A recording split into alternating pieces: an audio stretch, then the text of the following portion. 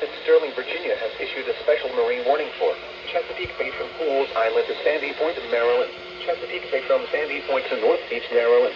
Chesapeake Bay north of Pools Island, Maryland. Chester River to Queenstown, Maryland. Eastern Bay, Patapsco River including Baltimore Harbor until 10:45 p.m. At 9:10 p.m., a strong thunderstorm was located 15 nautical miles west of Fort Smallwood State Park, moving east at 20 knots. Hazard, wind gusts 34 knots or greater. Source, radar indicated. Impact, boaters and small craft could be thrown overboard by suddenly higher winds and waves capsizing their vessels.